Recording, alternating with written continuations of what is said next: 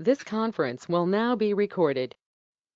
Hey, everybody, welcome back. My name is Dr. Doug Smith, and this is our Monday through Thursday, 1 p.m. podcast. We go over the science here. This is where you will hear the real science of what actually happened in the opioid crisis. If you or someone you know or love was got caught up in this opioid situation, and you want to really understand what happened, not just somebody's opinion, then this is the place to be. This is where you'll see the science. For the past several days, we've been covering the graphic right there in front of you, and we're going to wrap up on this graphic today.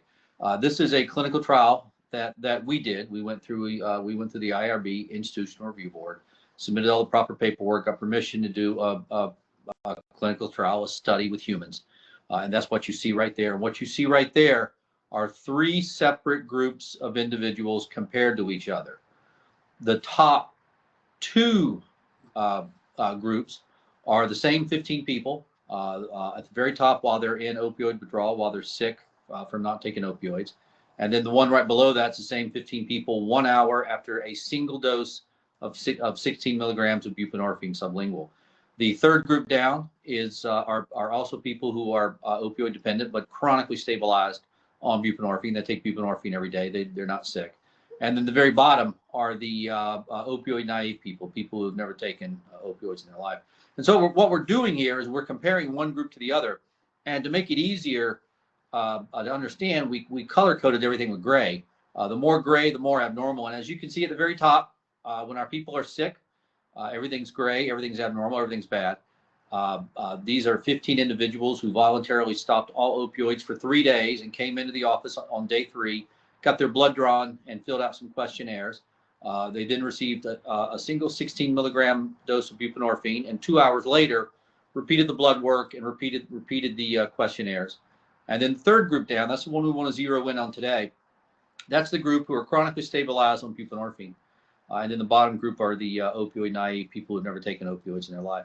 And as you can see, there really isn't much difference between our people who are chronically stabilized on buprenorphine, our people who take buprenorphine every day, and people who have never taken buprenorphine. That's how well buprenorphine works. Without the buprenorphine, you're in the top group. Without the buprenorphine, you're sick. Your adrenaline levels will kill you. They're dangerously high. You're craving an opioid like crazy because you can't stand the way you feel.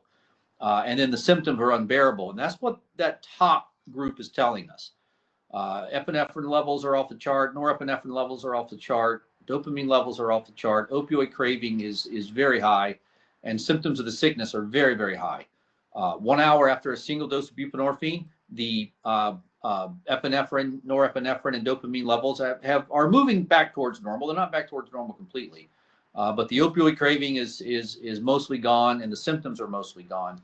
And then if you look at our people who are taking buprenorphine every day, the third group down, pretty much back to normal. There is one single very high epinephrine level there that really catches my attention. That's going to need more study. I do not know what that means. It is what we call anecdotal evidence. It's only one. It did not reach the level of statistical significance, but it is there. That's something that's going to take more study.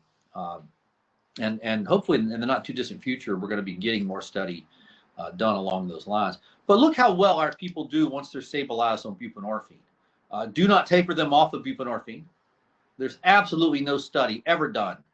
If you taper people off buprenorphine, you're potentially killing them because their epinephrine, norepinephrine, dopamine levels are going to go sky high again. Do not take them off of buprenorphine. Not until we know more. We might be able to taper them down, but we need studies to be able to say things like that. And we just flat out don't have the studies. So there it is. That's the clinical trial that we did. Enormous amount of information there. If you want to know why our people have to take buprenorphine, you're looking at it. Okay, when they don't take buprenorphine, they get very, very sick. They crave an opioid. Their adrenaline levels are high enough to kill them. When they take buprenorphine, they essentially move back towards normal, which is fantastic. We need to be very thankful we have the antidote that is buprenorphine, and buprenorphine is an antidote. Any medication you take to treat the symptoms of a poisoning is by definition an antidote. And you're looking at the effectiveness of the antidote right there. So That's our podcast for the week.